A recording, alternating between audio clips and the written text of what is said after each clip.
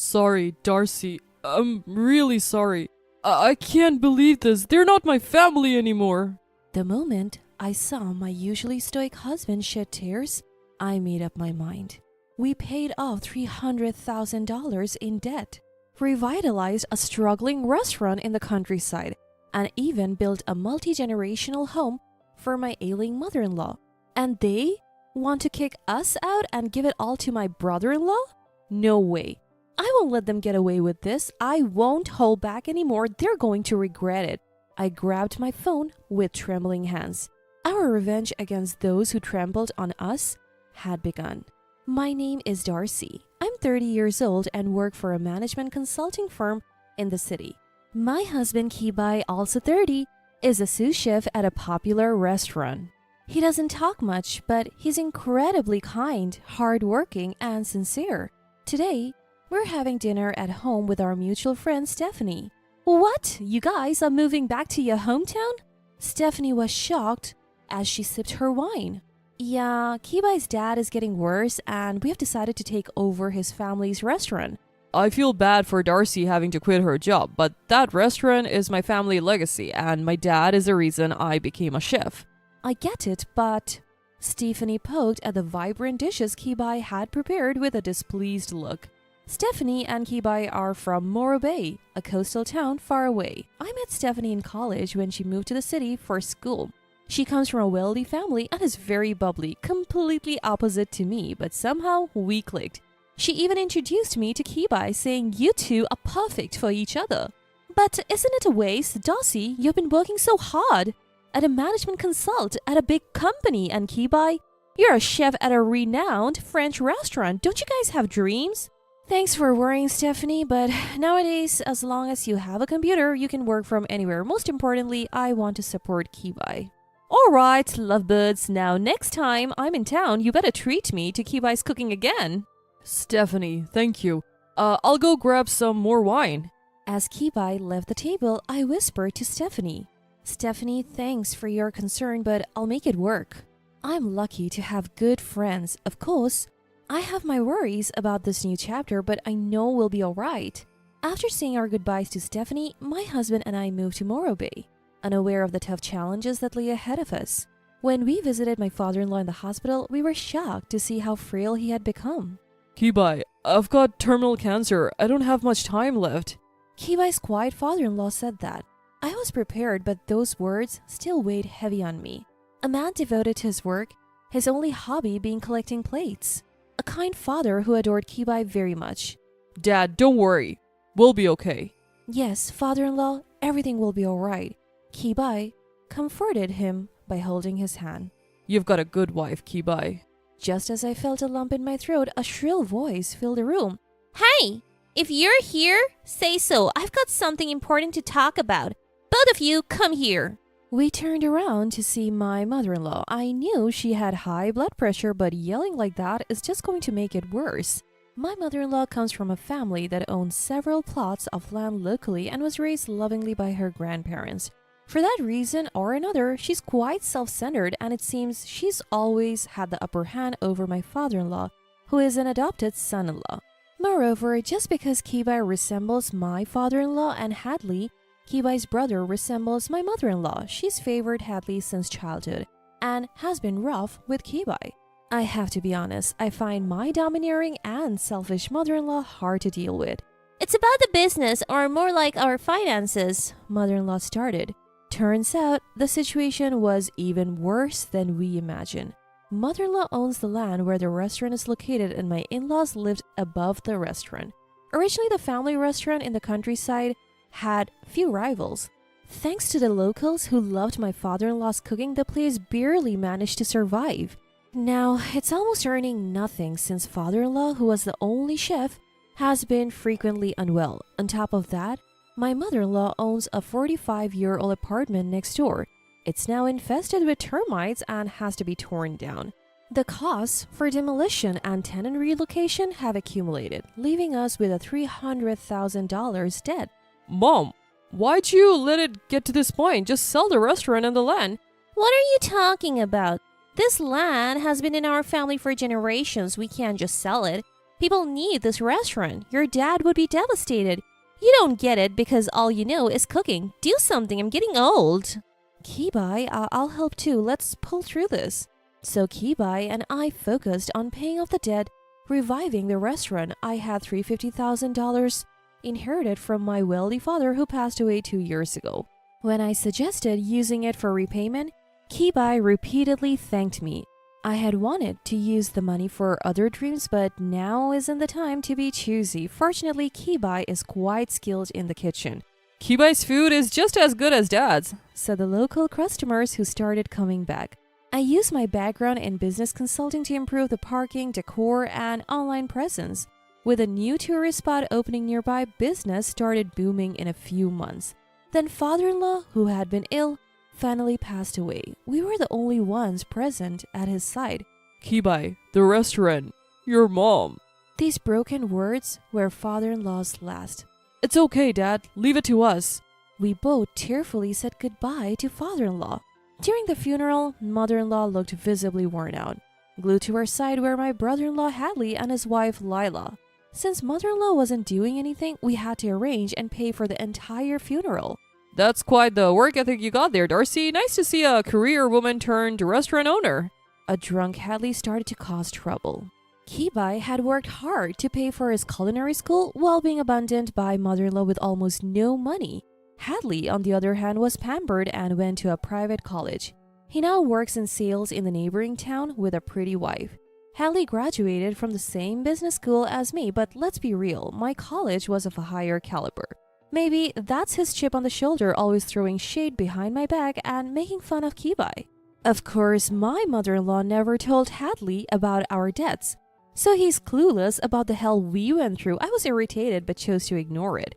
Then, a scream from Lila. I rushed over to find my mother-in-law, still in her funeral attire, convulsing and collapsed.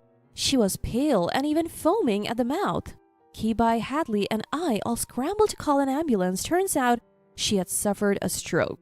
She was already hypertensive, and the shock of my father-in-law's death and lack of sleep probably contributed. She survived and her speech was okay, but she was left paralyzed and now needed constant care. 2 months after my father-in-law's death, she called us in to talk. I have repaid the debt and the business is going well. Why not build a duplex on that vacant lot where the apartment used to be?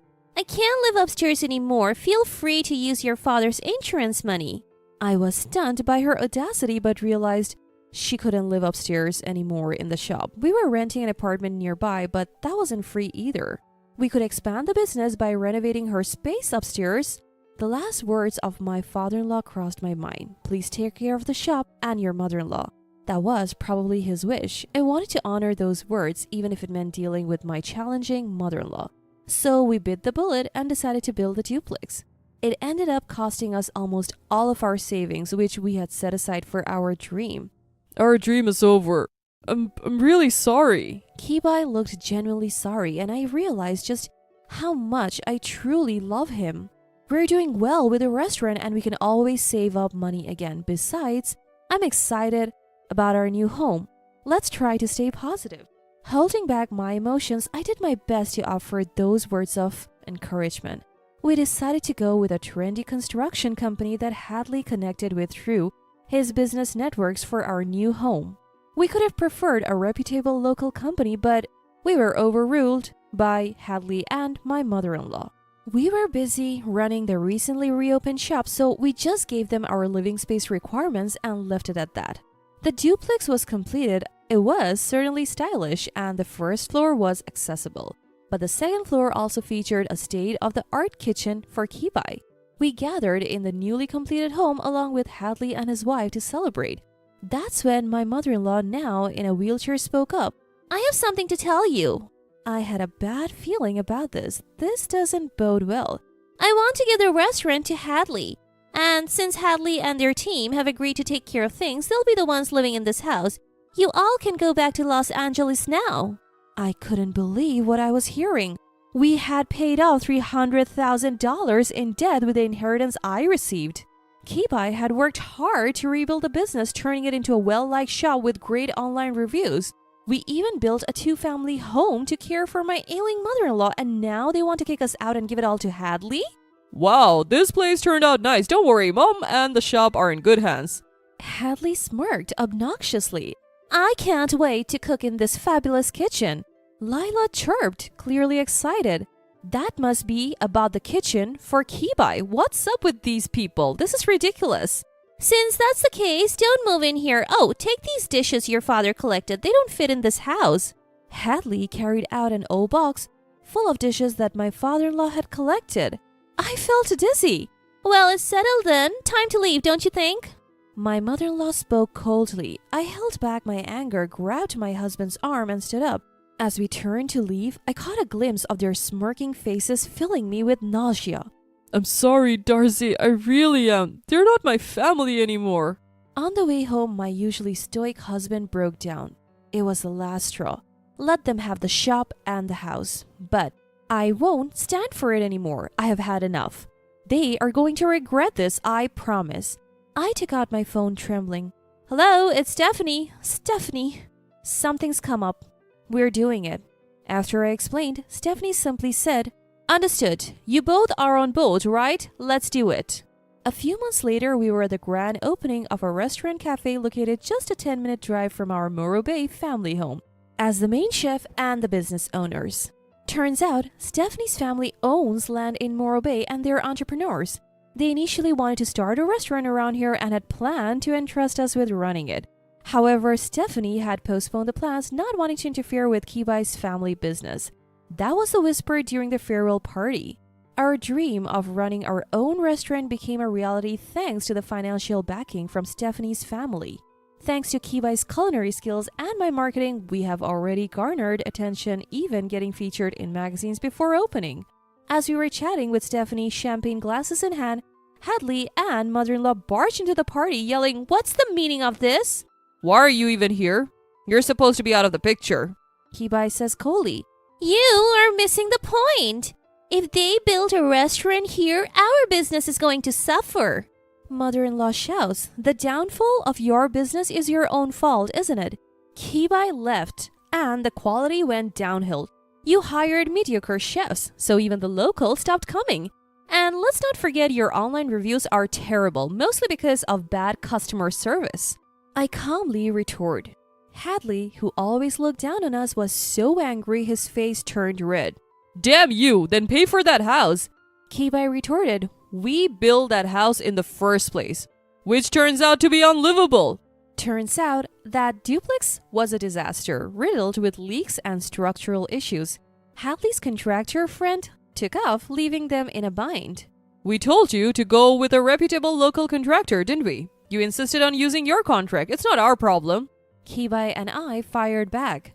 And didn't I hear that Lila left? It's impossible to run a failing restaurant and take care of mother-in-law. This woman? Hadley lunged at me. With perfect timing, a crisp pop sound rings out and champagne sprays all over Hadley. Hadley looks stunned while mother-in-law opens her mouth in shock. Stephanie, holding the champagne bottle, says with a smile, "You guys brought this upon yourselves. You underestimate two capable people who are dear friends of mine, but thanks to you, we are a huge success. Now leave. We're celebrating here." Drenched, Hadley and mother-in-law, their faces flushed, retreated. We apologized to our guests for the commotion. Though we kept bowing our heads, our hearts were full of joy. A year went by. Mother-in-law and Hadley had to close their restaurant due to poor management. Living in a rundown apartment, it seems Hadley has been juggling part-time work with caring for mother-in-law. One of our regular customers who's been frequenting our restaurant filled us in on their situation. They used to call us up until about 6 months ago, but we're not engaging with them anymore. Our restaurant cafe is now booming. Customers are flocking to try Kibai's dishes and sweets, and Stephanie couldn't be happier. I help run the business while also working as a business consultant in Morro Bay. Oh, one more thing. While organizing the dishes that father-in-law had left behind, we found his will. It read, Kibai, I'm sorry for everything. Don't worry about the shop or your mother. Just run away and be happy with Darcy. Also, these antiques are for you. Get them appraised. What father-in-law wanted to say was exactly this. He didn't want us to take over the business or mother-in-law. He wanted us to be free. Knowing father-in-law's true feelings brought tears to our eyes. We got the antiques appraised and found out they're worth far more than what had been spent on mother-in-law all these years. For now, we're not selling them. We think of father-in-law and say a prayer every day. Calm and happy days have returned to us.